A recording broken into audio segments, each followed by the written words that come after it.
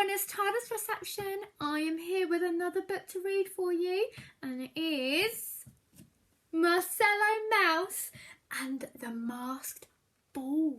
It was written by Julie Monks. It looks very, very exotic. I wonder where he is in the world where he'd have to ride on one of these. I am going to read the blurb, which is the paragraph on the back, which tells us what the story is about. With a hop and a skip and a clever disguise, Marcello Mouse is off to the magical masked ball. But this little mouse has not been invited, and as Marcello soon discovers, this ball is certainly no place for a mouse.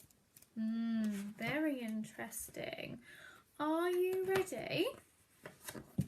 Are you sitting comfortably? Then I think we can begin.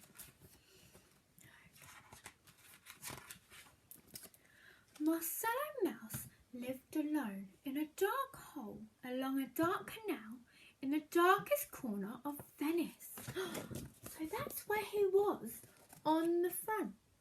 He's in his little boat and he's on the canals in Venice, which is in the country Italy, which is very, very beautiful. Okay. But he longed for warmth and he longed for music and he longed for light. The winter had been long, the coldest Venice had ever known, but with a twitch of his tiny nose, Marcello could smell that spring was on its way. And with spring came a magical event. Marcello had spent the cold months preparing, stitching and sewing, waiting and wondering. At last the special day had arrived. In the distance, Marcello Mouse heard a beautiful song. Don't know if I should sing this. I'm not a very good singer. One by one they come on the most magical night of all, with a rustle of silk and a jingle of bells, off to the magical ball.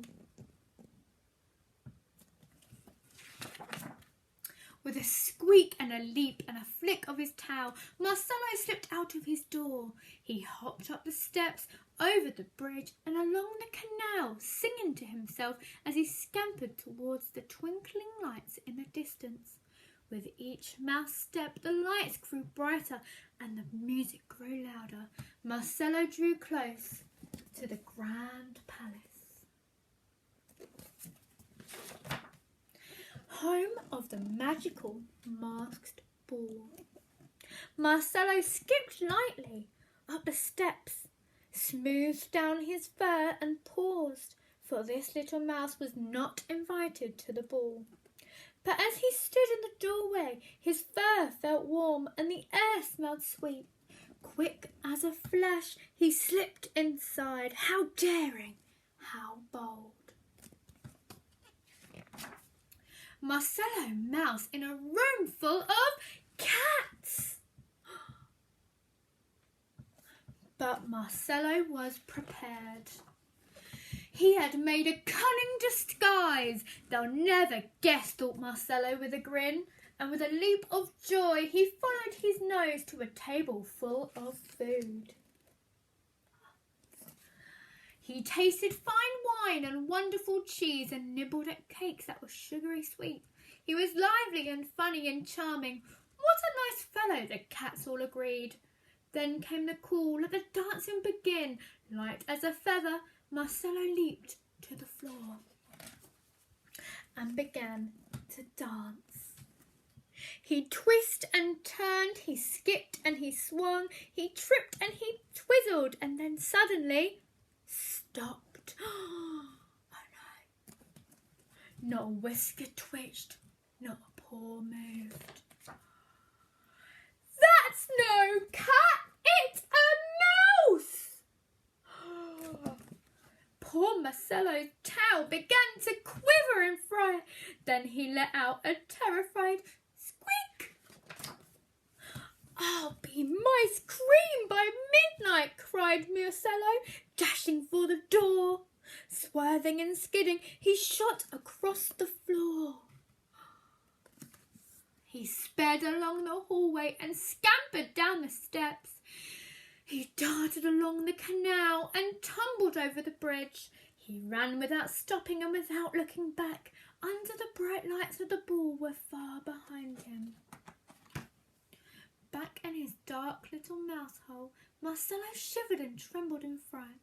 One by one they ran on the most magical night of all, with a rustle of silk and a jingle of bells away from the pussycat ball. "I've been so silly," he sobbed. "They could have eaten me up." Slowly and sadly Marcello put his outfit away. Then he curled up into a little ball, tried his hardest to fall asleep. All of a sudden there came a loud knock. "Cats!" Trembling, Marcello peered around the door, but there on the mat, instead of a cat, was a large golden envelope. And written on the envelope was the name Marcello Mouse. "For me," he squeaked. "I've never had a letter." The cats of Venice cordially invite brave Marcello Mouse, the amazing dancing mouse, to be the guest of honour at the summer ball. Marcello hopped and leaped for joy. They weren't going to eat me, they liked me. Marcello Mouse was a happy mouse once more. And so when the evening arrived, a small, smartly dressed mouse left his dark hole along a dark canal in the darkest corner of Venice and made his way to the grandest ball. And there upon a sparkling stage, Marcello Mouse, the amazing dancing mouse, received the warmest welcome of all.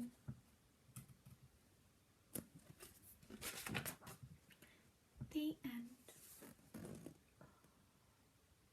That was beautiful.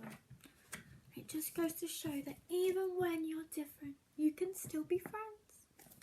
I really enjoyed that story, and I hope all of you enjoyed it too. Have a great afternoon, everyone, and I will see you again tomorrow with another story time and some more number challenges. Adios, everyone.